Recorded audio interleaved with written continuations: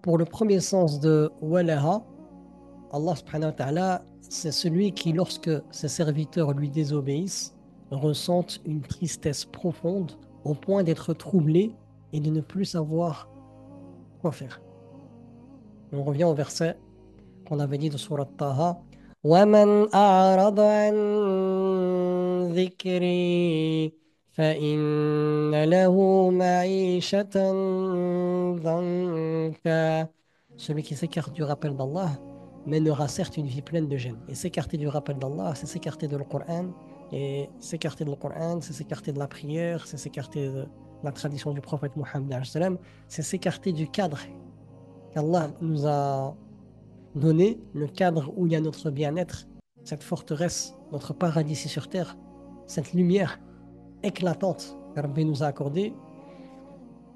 Et le fait est d'en sortir, et ben, on se retrouve dans les ténèbres. Et lorsqu'un cœur pur, à l'image d'un tissu blanc, s'il y a une tache noire dessus, on la voit directement. Parfois, je mets des qamis blancs, il suffit qu'il y ait une petite tache noire dessus, et voilà, ça me gêne énormément. Pourquoi? Parce que le blanc, c'est une très très belle couleur, c'est la pureté. Et ce paradigme de notre foi aussi, c'est la pureté. Et lorsqu'un péché vient troubler cette pureté, eh ben, on le ressent. À l'image de quelqu'un qui vit un bien-être et qu'à un moment donné, un cataclysme qui le touche. Et ce cataclysme, en fait, le fait sortir de ce bien-être et il se retrouve troublé. Et ce paradigme, le prophète Mohammed nous dit que chaque fois qu'on commet des péchés, on a un point noir dans le cœur. Et ce point noir, en fait, il vient entacher notre foi. Il vient entacher ce bien-être. C'est comme si on avait un magnifique jardin. Et avec les péchés, c'est comme si on déracinait les palmiers, les belles roses, les belles fleurs, et qu'on saccageait tout ce jardin.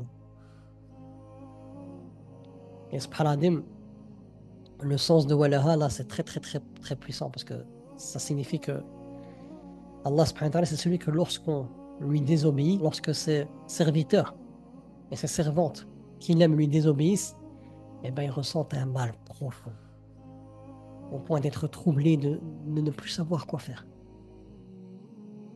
Et ce paradigme, combien de fois ça nous est arrivé dans nos vies? On se sent tellement bien avec Rabbi. Il y a des moments où on tombe. Et le prophète Mohammed nous dit dans un hadith, tous les enfants d'Adam sont des pécheurs et le meilleur d'entre eux sont ceux qui se repentent. Et Allah nous dit lui-même, l'être humain il a été créé faible. Et le fait est qu'on a été créé dans cette posture-là, ça nous permet aussi de pouvoir concrétiser les noms d'Allah liés à la miséricorde et au repentir. Donc de concrétiser la ilaha illallah. Le fait est qu'on a se penchant vers les péchés, que de temps en temps on tombe par faiblesse, etc.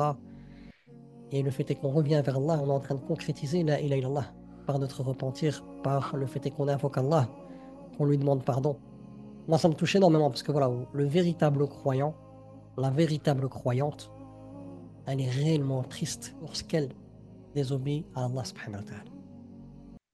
Son cœur, il est tellement imbibé de lumière, il est tellement pur que lorsque une saleté le touche, c'est tout le cœur qui le ressent. Et le croyant, lorsqu'il commet un péché, alors qu'il est vraiment dans cet amour d'Allah, eh ben, il ressent un mal-être tellement profond qu'il ne sait même plus quoi faire. Subhanallah. Et là, ça me touche vraiment parce que voilà, combien de fois ça nous arrive. Et quand je prends conscience d'un des sens du nom Allah, qui est celui que lorsque je lui désobéis, eh ben, je suis dans une tristesse profonde au point d'en perdre la tête que je ne sais même plus quoi faire. Eh ben, ça me permet de prendre conscience voilà, du fait que, voilà, que je dois éviter les péchés parce que ça va entacher mon bien-être. À travers le prophète Mohammed, il nous dit que tout est maudit dans la vie d'ici-bas, à part tout ce qui rentre dans l'évocation d'Allah. Donc tout ce qui rentre dans l'évocation d'Allah, c'est l'obéissance à Allah. C'est rester dans le cadre qu'Allah t'a légiféré, dans le noble Coran et la tradition prophétique. Et le fait est de commettre des péchés, c'est sortir de ce cadre et être dans cette malédiction et ressentir cette tristesse, ce mal-être profond. Combien de personnes que j'ai en accompagnement qui ont goûté à des personnes dans le haram et qui se retrouvent, notamment je pense à quelques sœurs qui se retrouvent enceintes. Ils sont tellement dégoûtés d'avoir désobéi à Allah qu'ils savent même plus quoi faire. Le diable nous fait croire qu'en assouvissant notre désir dans la désobéissance d'Allah qu'on sera comblé, une fois qu'on a terminé ce que le shaitan nous a poussé à faire, on a un dégoût profond. Un dégoût profond. un dégoût profond, une tristesse profonde, au point qu'on est dégoûté de nous-mêmes.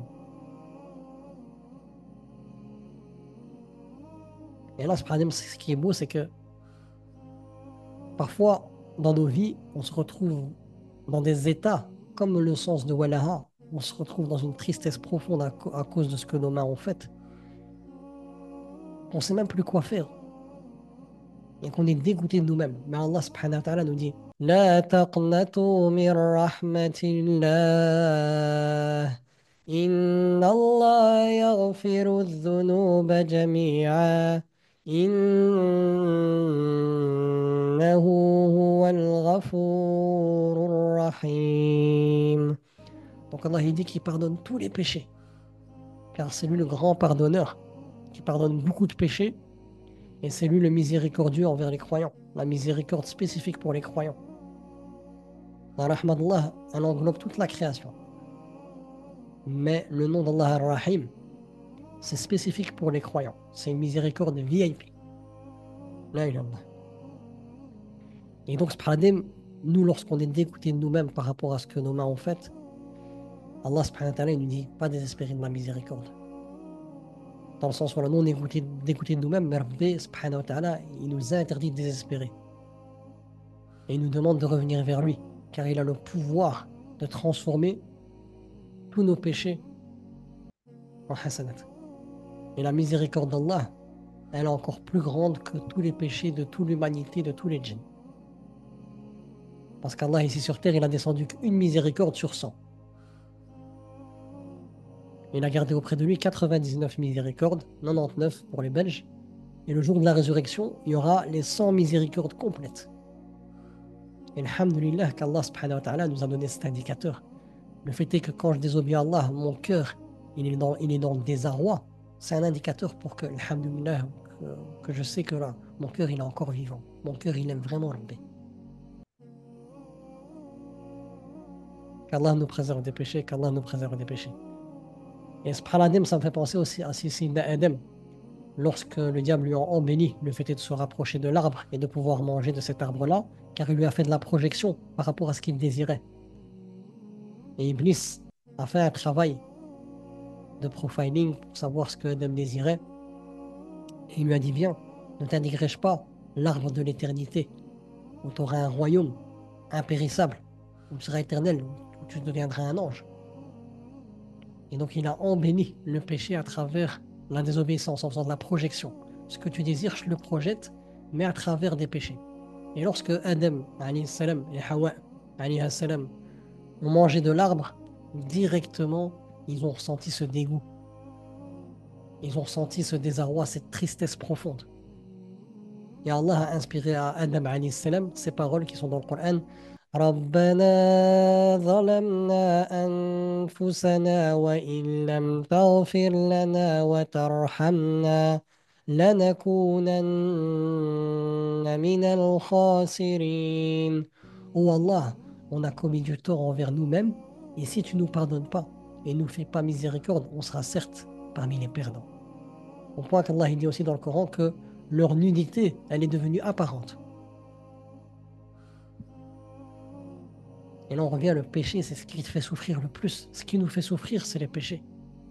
Car les péchés t'empêchent de voir la lumière d'Allah. Et si tu es empêché de voir la lumière d'Allah, qu'est-ce qui se passe pour toi? Eh bien, c'est que tu es dans les ténèbres. Et quand tu es dans les ténèbres, le diable joue avec toi comme il veut.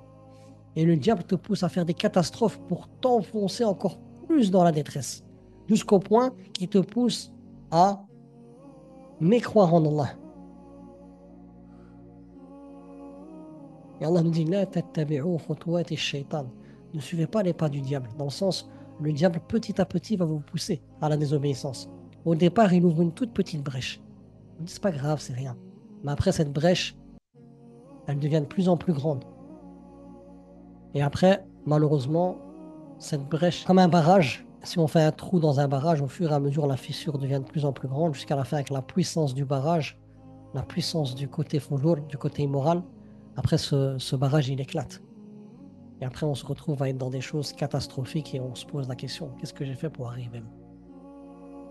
Et alhamdulillah que Rabbi nous a mis ces indicateurs dans nos cœurs et dans cette fitra, dans cette nature saine, que lorsqu'on commet des péchés, quand on est dans un cheminement spirituel vers Allah, eh ben, on ressent une tristesse profonde, profonde.